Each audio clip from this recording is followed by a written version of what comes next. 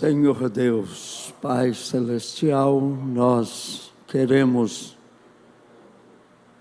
nesta hora, ó Deus, agradecer ao Senhor pela vida, por tudo que o Senhor nos concedeu, pela graça do dia. Que o Senhor possa aceitar a nossa gratidão. E nós queremos rogar, Pai, que o Senhor venha mais uma vez para nos abençoar, através da leitura da mensagem do Teu mensageiro. Abençoa, Pai, a nossa vida e ajuda-nos, ó Deus, a absorver tudo aquilo que o Espírito tem a nos dizer. Dá-nos, ó Deus, sensibilidade para captarmos o que o Senhor deseja para nós. Abençoa-nos, ó Deus, nós te pedimos. Nos lembrando nesta hora, Pai, da família daquele rapaz, o Antônio Marcos. Deus bendito, que o Senhor possa estar com cada um deles, que eles possam serem consolados, confortados. Deus bendito, colocamos também a mãe do irmão Francisco, Pai. Que a Tua mão de bondade, a Tua mão de misericórdia possa ser estendida à mãe do irmão Adriano, aqueles que estiverem enfermos, Senhor, entre os Teus filhos, o Teu povo, que a mão de graça do Senhor possa operar em favor de cada um deles, dando a saúde, protelando a vida, Pai. É o que nós rogamos a Ti, desejando de coração que o Senhor nos atenda, pois nós oramos Te pedindo, em nome do Senhor Jesus Cristo. Amém, Senhor. Amém. Amém. Boa noite com Jesus. Nós estamos gratos a Deus, né? Por estarmos outra vez na casa de Deus. Vamos nos colocar de pé? Depois da leitura, nós vamos ter um hino cantado pela irmã Noemi. Já pode vir logo à frente para não ficar esperando, né?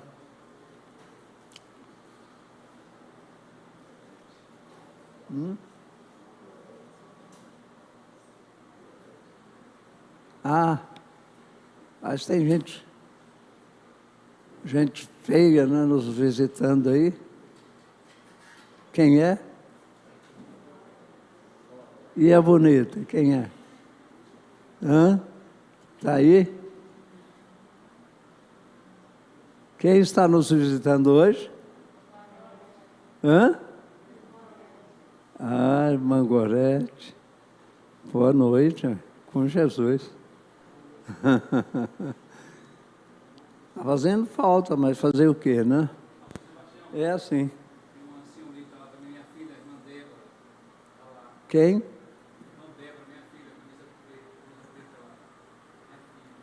Só quer aparecer, viu? Só porque é bonita, né?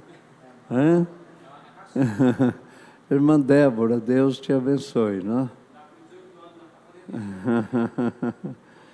Graças a Deus. Deus abençoe a irmã Débora. É bem-vinda aqui entre nós, viu? Ovelha do pastor Adelino. Nós não sabemos, o pastor Adelino de vez em quando também está assistindo conosco, mas não notifica, só depois que passa. Deus abençoe, né? Ele, o irmão Paulo, também de vez em quando está aqui com a gente. Deus abençoe a vocês que estão à distância. Bom, a nossa escritura, São João, capítulo 14, a partir do versículo 22.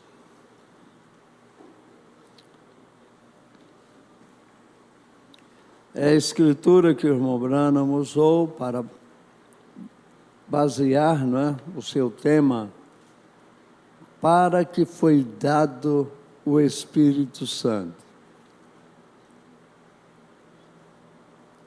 Ele lê a partir do versículo 14, mas a leitura é muito longa. Nós diminuímos o tamanho, o conteúdo, né? Vamos ficar apenas com 5 versículos, né? 22 a 26, não é só 4, é 5. 5 versículos. Vamos à leitura. Disse-lhe Judas, não o Iscariotes: Senhor, de onde vem que te hás de manifestar a nós e não ao mundo? Jesus respondeu e disse-lhe: se alguém me ama, guardará a minha palavra, e meu Pai o amará, e viremos para ele, e faremos nele morada. Quem me não ama, não guarda as minhas palavras. Ora, a palavra que ouvistes não é minha, mas do Pai que me enviou. Tenho-vos dito isto, estando convosco, mas aquele Consolador, o Espírito Santo, que o Pai enviará em meu nome, esse vos ensinará todas as coisas e vos fará lembrar de tudo quanto vos tenho dito. Amém. Deus abençoe a leitura de sua palavra para nós. Podeis vos assentar. Vamos ouvir o hino então. Águia prisioneira.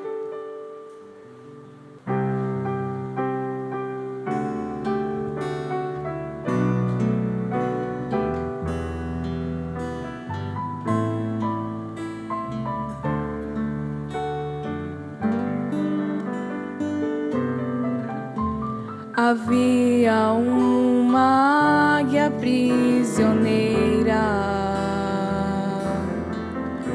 que olhava triste para a imensidão, se debatia de forte maneira, porém o seu esforço era em vão. Almejava livre estar e no azul do céu voar, nele com suas fortes asas deslizar. Assim também há hoje muitas almas encarceradas, tristes a chorar, longe da mensagem verdadeira que Cristo enviou para nos salvar. E de todas as prisões ela pode libertar. Aceite essa verdade e ela te libertará. Pois os que confiam no Senhor Jesus, como águias livres sempre viverão, voarão a cada dia de encontro à luz, com suas asas renovadas subirão, correrão e não se cansarão, andarão e não fatigarão.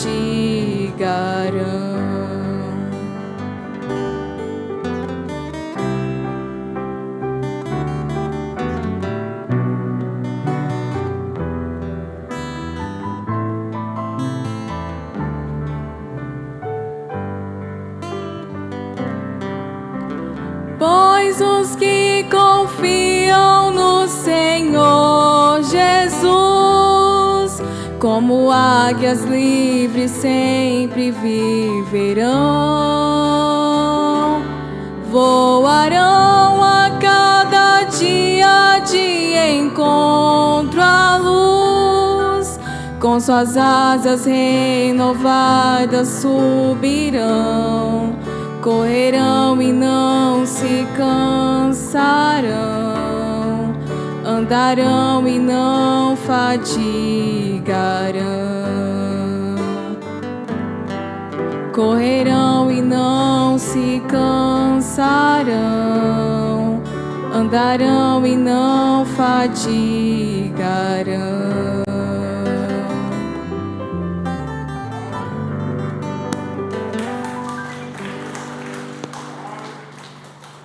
Amém. Deus continue abençoando a irmã Noemi. Bom, irmãos, nós estamos estudando para que foi dado o Espírito Santo.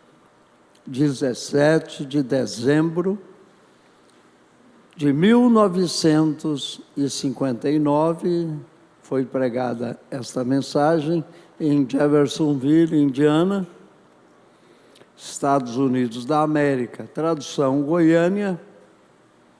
Nós estamos parados em que parágrafo? 31. Parabéns. Anotando, né? Por isso é que nós sempre cobramos a agenda. Uma agenda é essencial para nós. Todos deviam ter o seu caderninho, né, para fazer as anotações. Anotar tópicos.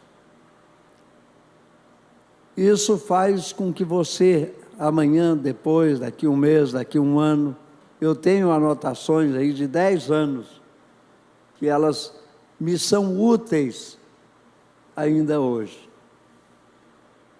É uma das formas da gente memorizar, guardar. Porque nós não captamos mais do que 8 ou 10%. Isso dependendo do nosso QI.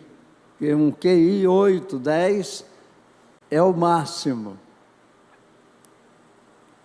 Mas a maior parte de nós, acho que QI 5, vou botar 5, não, 6 pelo menos, para dar para passar, né? Nota 5 não passa mais, né? Tem que ser pelo menos 6, mínima, né? Então, nós precisamos guardar o que ouvimos. E uma anotação ajuda. Você pode memorizar depois, você pega as suas anotações e você vai olhar, ler aqueles tópicos, vai te dar linha para você guardar o que você ouviu e aprendeu. Isso é muito bom. Parágrafo 31, o profeta irmão Branham diz: este é o propósito do Espírito Santo. É o Pai novamente, Deus o Pai. Então, 3 pessoas distintas, porque Deus o Pai. Aí nós temos depois Deus o Filho e depois Deus o Espírito Santo.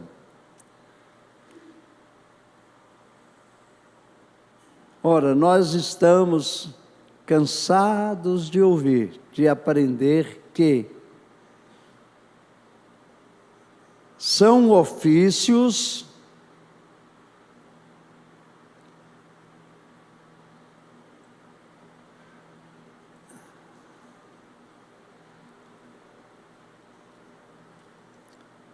entrou uma areia aqui na...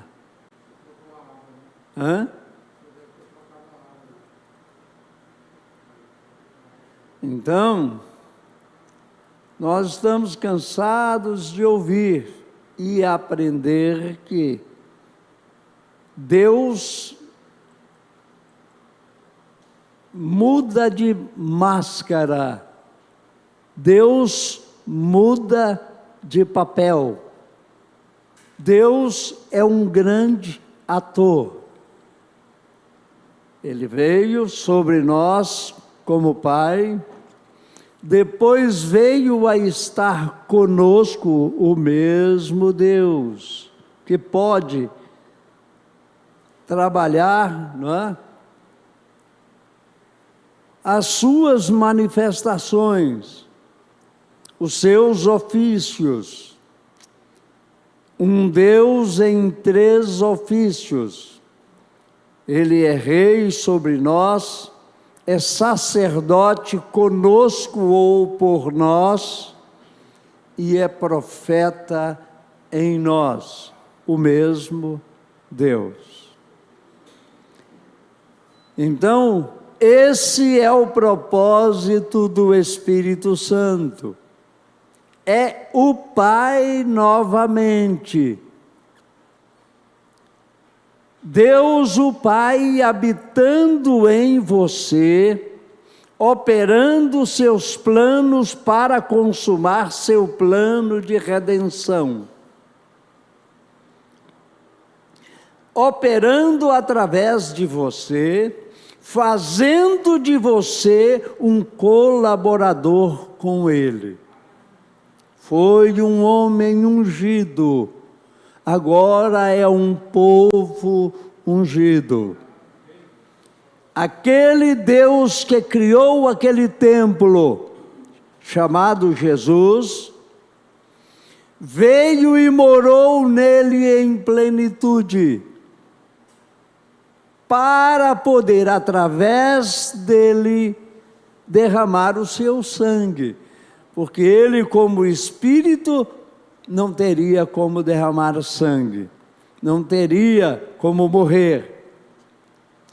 Então, para que isso fosse possível, ele se submeteu a um corpo de carne como o meu, como o seu. Se tornou um de nós para se fazer nosso parente, o parente redentor. E uma vez que ele morreu, derramou o seu sangue, Atos 20, 28. É só você ir para a Escritura. Ali está mostrando para nós que o sangue que foi derramado lá na cruz foi o sangue de Deus. Então, esse Deus estava num templo, num corpo, numa aparição humana, sujeito às mesmas paixões que nós estamos, ou estávamos e estamos. Ele teve que vir na carne, para sofrer na carne o que eu, você, nós sofremos. Tentações, provações, e assim sucessivamente. E uma vez que ele foi à cruz, morreu, derramou o seu sangue então santificou esse corpo, que sou eu, que é você. Agora, aquele Espírito que estava naquele corpo, está nesse corpo aqui agora. Esse corpo chama-se Igreja. Amém. Então, é o que o profeta está mostrando. Este é o propósito do Espírito Santo. É o Pai novamente. Amém? Não vos deixarei órfãos, voltarei para vós. Foi o que ele prometeu. Depois que esse corpo chamado igreja foi santificado ou foi purificado, foi limpado, ele então agora podia vir e morar nesse corpo. Foi o homem ungido, Jesus, agora é o povo ungido, igreja. Deus, o Pai, habitando em você, operando seus planos para consumar seu plano de redenção, operando através de você, fazendo de você um colaborador com Ele, te dando um lugar, te dando uma parte para compartilhar com seu irmão e irmã perdido e caído, te dando o seu espírito e o seu amor para ir procurar os perdidos, como ele o fez no jardim do Éden. Amém.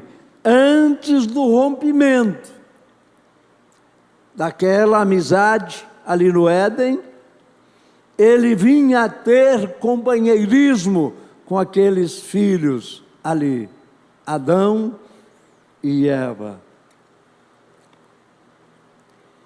E quando então aquela amizade foi rompida, o profeta irmão Branham diz que o inimigo vindo rompeu um elo da corrente.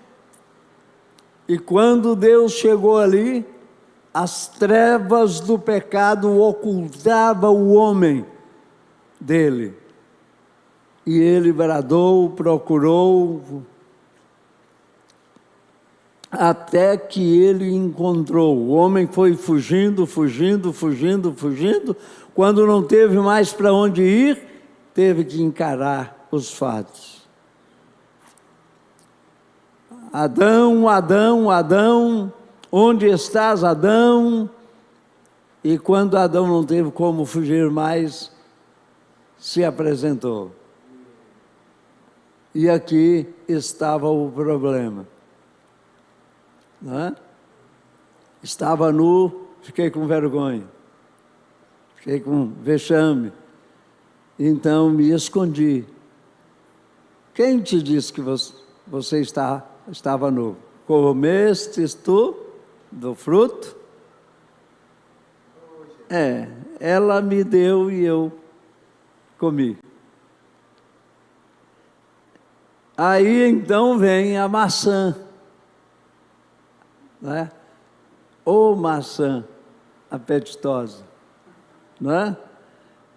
Então, ali o pecado rompeu o relacionamento.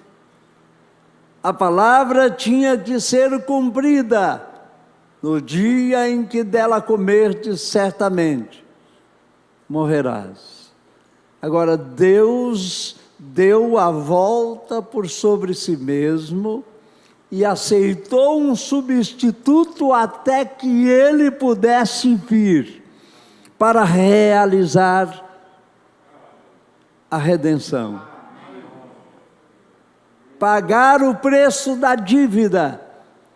O homem ficou penhorado e o preço de resgate era sangue. Mas aonde ele iria arrumar sangue limpo?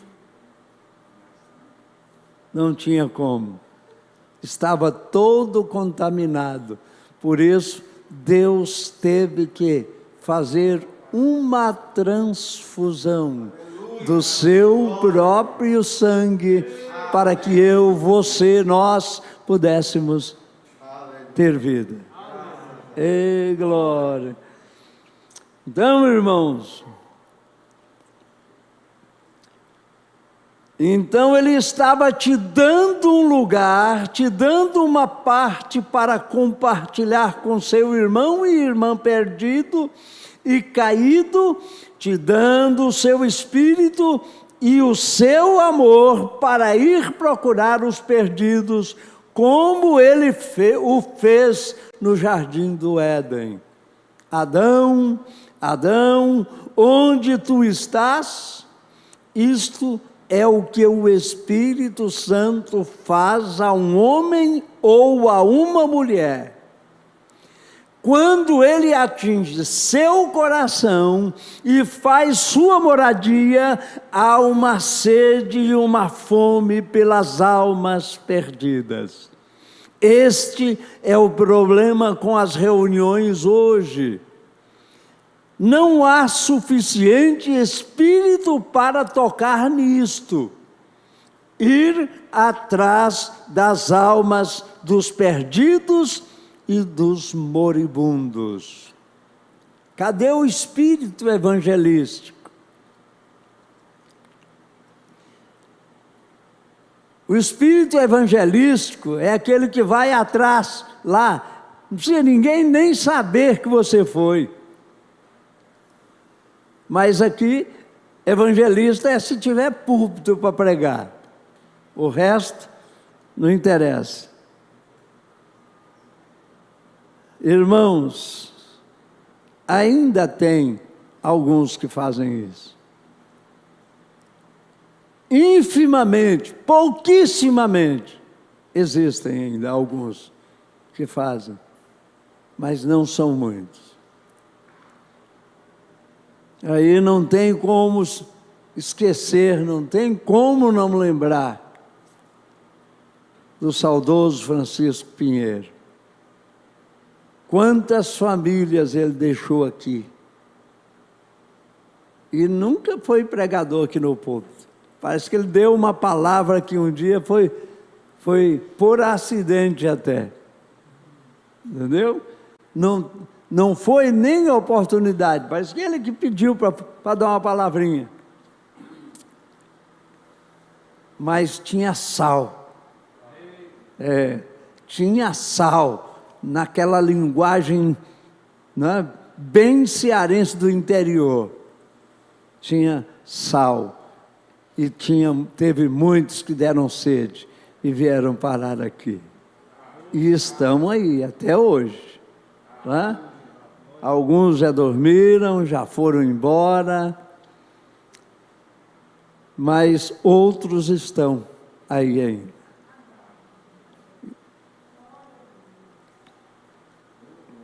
É mais para fazer um nome. Está falando daqueles que também só quer púlpito. Nem nas reuniões, às vezes que é marcada para os evangelistas, não estão vindo. Tem dia que vem 1, 2...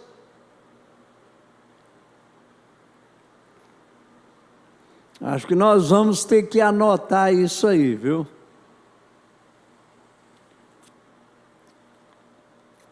Quem não vem nas reuniões para poder colocar em ordem fatores, não deve ser chamado para a plataforma. Vamos ser bem claros, vamos ser bem abertos. Por quê? Porque ou nós vamos ser, ou nós vamos sair do caminho, para que outros se sintam, às vezes, até coagidos a aparecer. Outros, estou falando outros.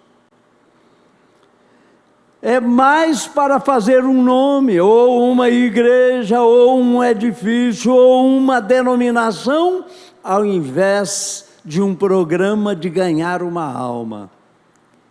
Quão lamentável, diz o profeta, poderíamos ficar nisto mais tempo. Porém, vamos em frente. Se Deus derramou em Cristo, Deus se derramou em Cristo. Correto? Cristo se derramou na igreja. Portanto, agora observe, preste atenção, abra seu entendimento. Naquele dia sabereis que estou no Pai, e vós estáis em mim, e eu em vós. Naquele dia sabereis isto, pois a coisa toda é um plano de redenção, que está em processo. Foi consumado lá. Quando? Quando ele morreu. Quando ele morreu na cruz, o plano estava consumado. Foi ele quem disse: está consumado. Mas o sacrifício foi feito antes da fundação do mundo, mas veio a se concretizar há 2000 anos atrás. E o processo da redenção do corpo está em andamento. Um hoje, outro amanhã, outro depois. Você está com pressa da vinda de Jesus? Então procure o último eleito. É o que está faltando. Só está faltando isso. Quando o corpo se completar, o rapto acontece. E o evangelho retorna aos judeus. É o processo em andamento. Aquilo que estava consumado lá na cruz está em processo de cumprimento total. O que está faltando? O complemento do corpo aqui, para que o evangelho retorne aos judeus, porque lá dentre eles tem 144 mil que são parte da noiva também. 144 mil, 12 mil de cada uma das tribos de Israel terão que sair durante os 3 anos e meio, a eles reservado, que é a última metade da 70ª semana, das 70 semanas de Daniel. Durante esses 3 anos e meio, a terra vai estar. Os prenúncios estão aí. A Rússia está envolvida no assunto.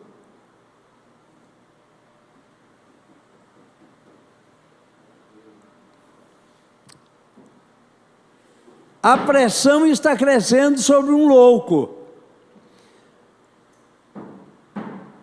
E já estão movimentando os mísseis atômicos em todas as direções.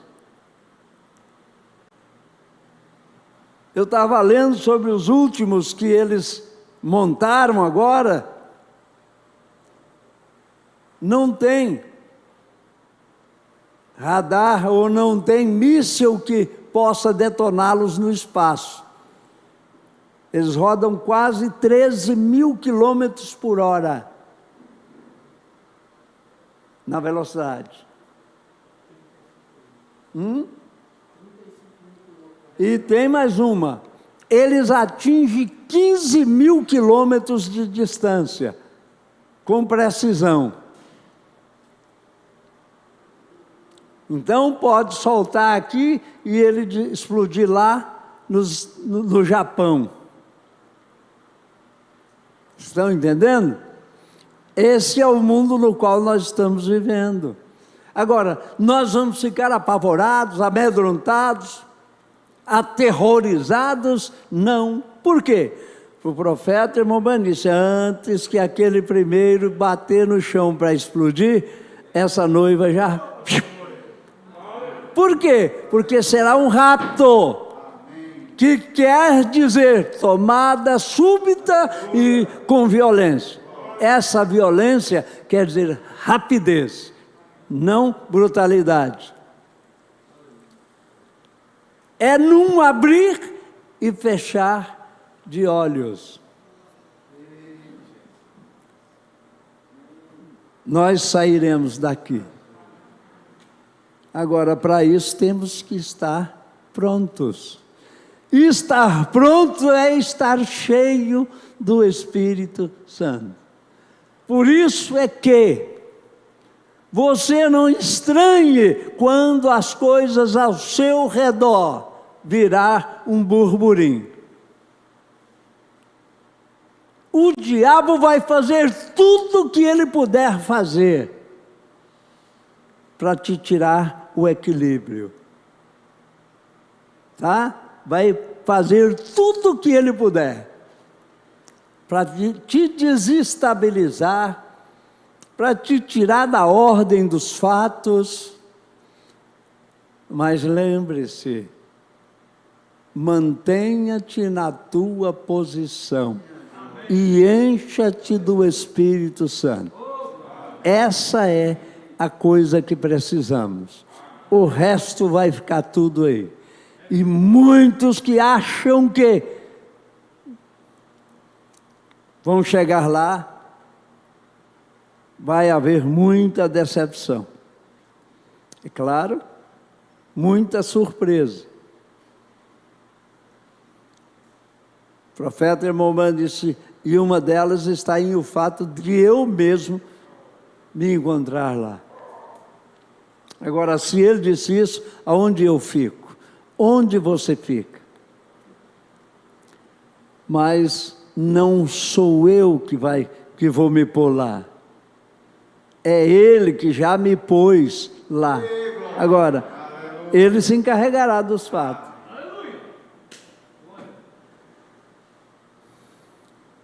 Deus se derramou em Cristo, correto? Cristo se derramou na igreja, portanto, agora observe, naquele dia sabereis que estou no Pai, vós estáis em mim e eu em vós. Naquele dia sabereis isto, pois a coisa toda é um plano de redenção, descendo aquele Deus voltando para viver e habitar e conversar com seu povo, como ele fez no princípio. Agora, então, tão logo que ele possa se colocar, ou ele possa colocar sua igreja em condições de falar, agora presta atenção na expressão. Agora então, tão logo que ele possa colocar sua igreja, ele possa colocar sua igreja.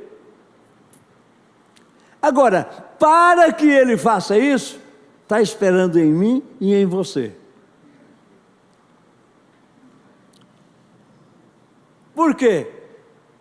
Ele pode fazer o que ele quiser na hora que ele quiser, mas ele estabeleceu um quadro, e você está incluído. Quem está atrasando o rapto? Quem que atrasou o dilúvio?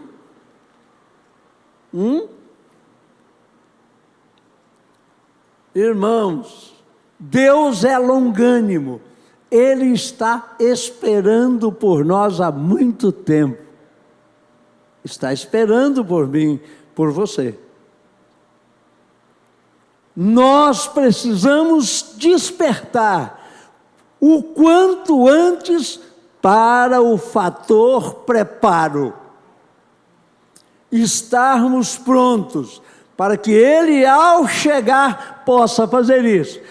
Tão logo que ele possa colocar sua igreja em condição de falar, colocar sua igreja em um lugar onde ele possa fluir através dela e amar e persuadir e ter companheirismo, então ali virá um Éden outra vez.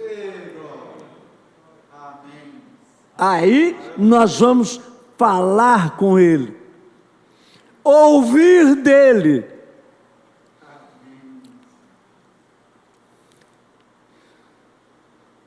Ele tomará sua igreja de volta para onde ela o deixou, para o Éden. Ele vai levá-la de novo. Ele tomará sua igreja de volta para onde ela o deixou, que é de volta no jardim do Éden novamente, ali onde ela caiu. é de onde você caiu que você tem que levantar. Ali vai ser tudo como era no princípio. Tudo. E agora tem mais uma. Não vai ser nesse corpo concupiscente mais. Aí vai ser num corpo espiritual, certo? Glorificado. Não haverá mais queda. Por que não haverá mais queda? Porque todos os atributos de Deus já foram manifestos e o diabo não tem mais nada a fazer. Então não precisa mais dele. Ele será o quê? Aniquilado. Aí sim haverá gozo, paz e alegria no Espírito Santo eternamente. Nós vamos estar vivendo o eterno outra vez. O 8º dia amanheceu, agora não tem mais fim.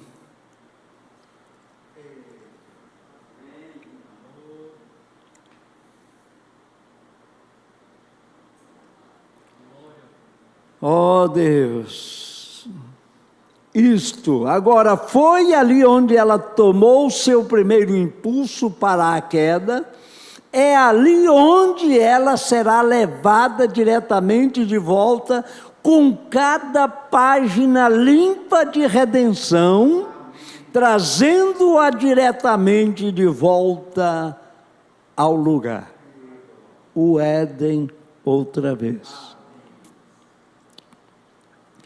A igreja tem estado no mundo por algum tempo, e a igreja realmente, depois da reforma de 1500 anos da Era Negra, Lutero foi o primeiro reformador a vir depois do ciclo dos apóstolos. Gente, as eras precisam serem lidas. Ontem eu estava lendo a Era de Éfeso.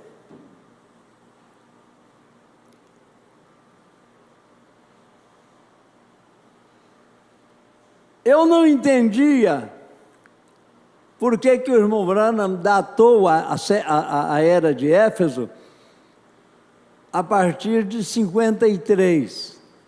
Porque, na verdade, a igreja não nasceu ali, em 53. A igreja nasceu por volta do ano 34. Só que a igreja que nasceu em 34 tinha nada a ver comigo, com você. Gentio. Ali era uma igreja judia, certo? Agora, o irmão Branham tomou como base para a data da Era de Éfeso o ano 53, porque foi quando Paulo inaugurou a igreja de Éfeso, que é a era referente à era gentia. Muito embora ele começou a pregar aos gentios em Atos 13. Olha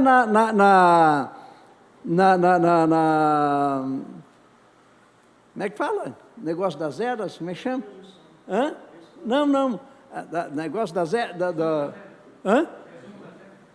Não.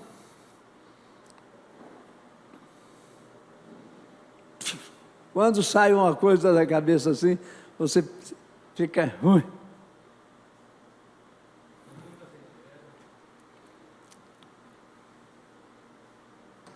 Não, as datas.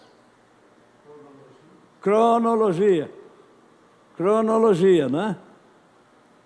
A minha Bíblia é cronológica, ou seja, ela tem as datas, tal. Então, quando você olha lá em Atos 13, foi por volta de 36, por aí. Atos capítulo 13, foi quando Paulo foi rejeitado plenamente pelos judeus, porque Isaías 49:6 diz que ele iria a casa de Israel para tentar fazer com que ele, mas na verdade ele não tinha nada a ver com aquilo. O caso dele seria conosco.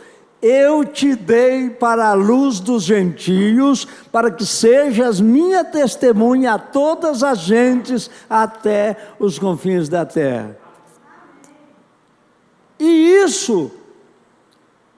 essa separação nasceu ali por volta de 36, quando os judeus não se acharam dignos da vida eterna. Então Paulo e Barnabé chamou a atenção deles: posto que vocês não se julgam dignos da vida eterna, eis que eu me volto aos gentios, porque o Senhor assim nulo mandou. E citou para eles Isaías 49, versículo 6. Eu te dei para a luz dos gentios. E assim foi. Mas a data oficial para a era passou a ser em 53, que foi a época que foi inaugurado o primeiro santuário, o templo da cidade de Éfeso. Hã? Se a igreja tivesse sido inaugurada em 33, o mensageiro teria sido Pedro, não Paulo. Mas Pedro recebeu uma incumbência. A Pedro foi confiado o quê? O evangelho da circuncisão para os judeus. Ele era um homem, né? Um judeu. Agora Paulo, ele era mais misturado com os gentios do que com os judeus. Porque parece-me que judeu era uma compra, não era? Mas ele comprou o título romano, certo? Ele aderiu, né, aos gentios, tornou-se um centurião romano, certo? Ele, então, em 53, inaugurou, e aquela foi a data que o profeta irmão Brano usou para a era de Éfeso. Começou em Éfeso. Era a igreja que estava em Éfeso. A igreja que estava em Esmirna. A igreja que estava em Tiatira, Sardes, Filadélfia, Laodiceia, e assim foi. Cada mensageiro teve o seu tempo específico. Todas elas, Lutero só trouxe um pedacinho da coisa. Não foi nem mesmo profeta, era apenas um reformador, mas com o espírito da era de responsabilidade no seu ombro. Justificação pela fé. Aí foi sendo acrescido. Gente, a era de Éfeso é coisa linda demais. É muito bonita a era de Éfeso, você lê. Então, aqui vai, o profeta diz: Lutero foi o primeiro reformador a vir depois do ciclo dos apóstolos. E então, quando Lutero saiu, Deus inclinou um pouquinho do seu espírito e o derramou sobre a igreja na justificação. Foi o suficiente para sacudir os alicerces do diabo em todos os quadrantes da terra naquele tempo. Então, nos dias de Wesley, ele derramou mais um pouquinho de si mesmo na santificação. E à medida que a era tem crescido no final do tempo, Deus tem enchido sua igreja Apenas olhe ao redor e descubra se isto é verdade ou não. Veja a era luterana, você que lê a história, veja o reavivamento deles e o que eles fizeram. Veja quão maior foi o reavivamento de Wesley, quanto mais poder eles tinham, porém numa minoria.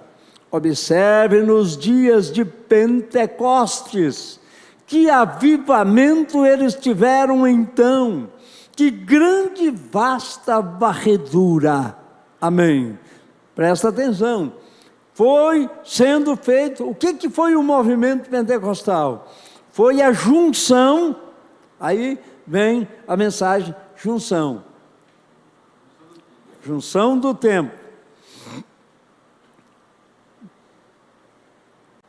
A junção da mensagem luterana com a wesleyana trouxe a restauração dos dons. A mensagem de Lutero foi grande para o seu dia? Sim, mas era apenas uma parte, 1/3 daquilo que Deus tinha até chegar ao Pentecostes.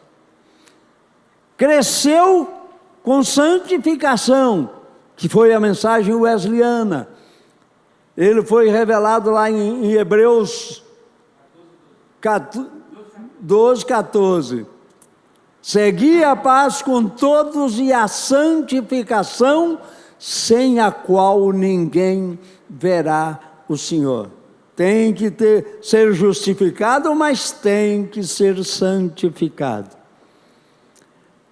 Aquela justificação, mais aquela santificação, trouxe o Pentecostes de volta.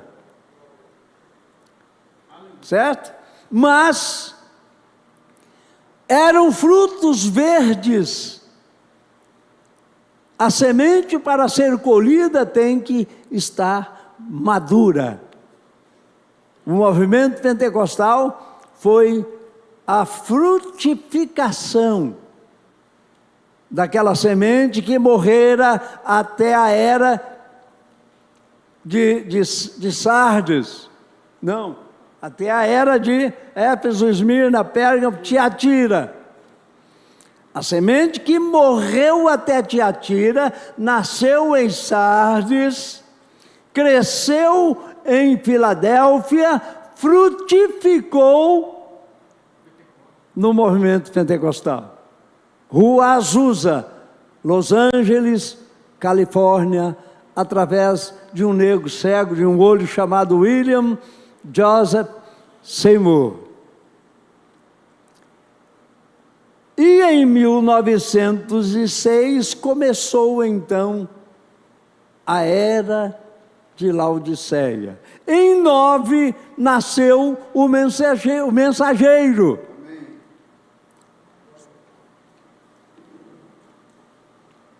E em 1930, 30 e pouquinho, 33, 32, 33, 36, não, ele nasceu em 9. Ele nasceu em 9. 1906 foi o movimento pentecostal que nasceu, a era. Ele nasceu em 9. Ele nasceu no dia 16 de abril.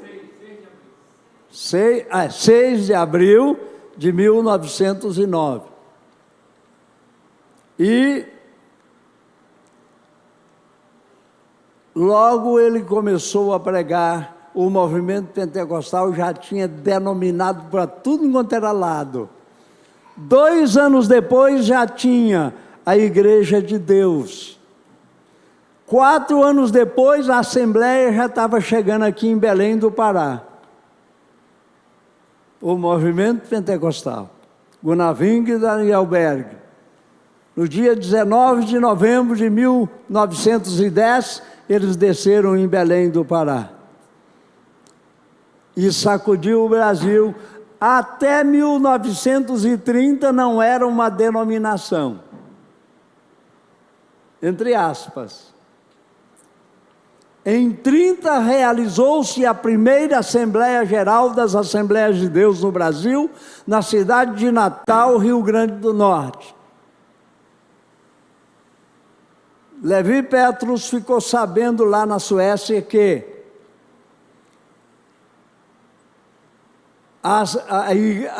o movimento pentecostal tinha se organizado aqui no Brasil. E ele então cortou as ajudas que ele mandava para eles, para sustentar eles aqui. E aí o Gunaving entrou em pânico, entrou em depressão, retornou para a Suécia outra vez. Chegando na Suécia, o dia que Deus vindicava o irmão Branham lá no Rio Ohio, ele estava morrendo lá na Suécia. 33, ele morreu. E assim, nós estamos já no final do ciclo desta última mensagem. Amém? Por quê? Porque aqueles frutos maduros que o movimento pentecostal produziu, agora está sendo amadurecido pelo fogo, com o batismo do Espírito Santo. Então, é hora, porque batismo do Espírito Santo, na linguagem do movimento pentecostal, de todos os movimentos pentecostais, é falar em línguas. É só isso. Falou língua, tem o Espírito Santo. Aí fala língua, mentindo, roubando, pilhando, fazendo tudo que não presta. Certo? E tem o Espírito Santo. Tem? Não. O Espírito Santo não é línguas. O Espírito Santo não é curar enfermos, não é libertar oprimidos, fazer maravilhas. O Espírito Santo não é isso. O Espírito Santo é vida vivida no crente. Se você está vivendo o Evangelho, você tem o Espírito Santo. Você pode até nunca falar em línguas, que é o menor dom, um dos menores dons dos 9 que a Bíblia notifica. Você pode ter os 9 dons e não ter o doador.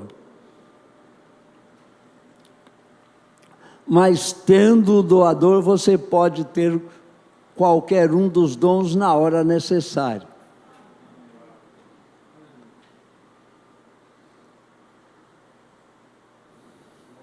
Veja a era luterana, você que lê a história, né? Então, nosso visitante dominical, o jornal católico confessou que os pentecostais produziram em um ano 1.500.000 conversões, superando todo o restante das igrejas juntas. O católico apenas mudou, alegaram 1 milhão. Em seu próprio visitante dominical, o jornal chamado Visitante Dominical deu declarações que os pentecostais os haviam superado. Vocês têm que saber de uma coisa: a Igreja Católica nos Estados Unidos é que vai para as ruas pregar o Evangelho. Por quê? Porque lá eles são minoria. Sabiam disso?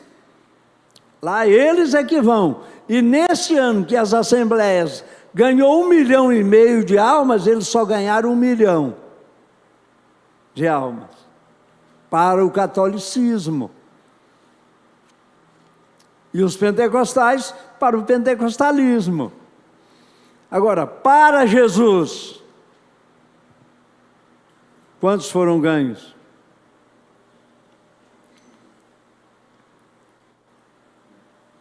E recordem, conversões pentecostais são conversões cheias do Espírito Santo. quando eram a minoria, para começar, ao lado da rua ali fora com um velho violão, e as mulheres não podiam nem mesmo comprar um par de meias, saíam por perto dos trilhos do trem e apanhavam milho e os quebravam e faziam pão para seus filhos. Mas a que veio? A igreja mais poderosa. Ai, o tempo já foi.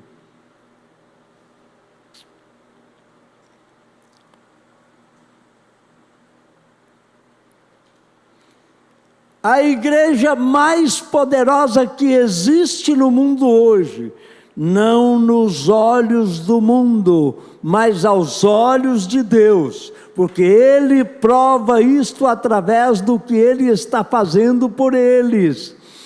Ele está derramando a si mesmo neles, derramando-se neles. Amém? Então veja, agora observe o que aconteceu. Deus derramando a si mesmo neles. Agora, a igreja tem chegado a um lugar de Lutero, Wesley, e o reavivamento segue adiante com o Pentecostes. E agora, nesta era em que estamos entrando, agora através do mesmo Espírito Santo, apenas mais disto, reavivamento. Agora, quando aqueles luteranos lá atrás se salvaram, eles obtiveram uma porção do Espírito Santo. Uma porção foi suficiente para eles. Quando os metodistas se santificaram, aquela foi uma obra do Espírito Santo. Vem? Era uma parte do Espírito Santo.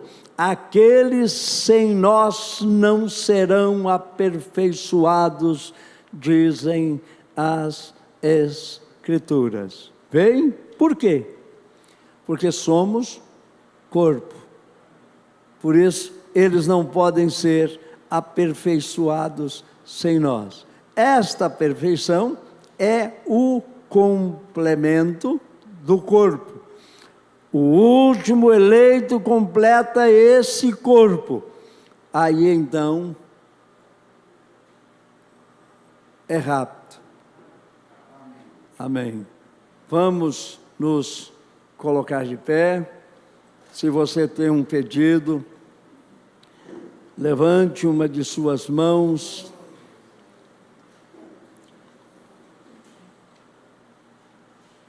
E coloque o seu problema diante de Deus. Deus pode responder a você, pode atender o seu problema. Não tenha dúvida disso. Deus pode mudar o quadro. Nós temos que crer nisso. Se nós não crermos nisso, é bom que comamos e bebamos, porque amanhã morreremos. Paramos no parágrafo 36. Não se esqueçam disso. Amém? Fé para vencer. Pode soltar. Você é um pregador do Evangelho também, e você está aqui por uma boa causa. Você não está doente, você está em necessidade e você quer um avivamento pentecostal para começar em sua igreja. Todos nós queremos isso. Vamos todos ficar de pé.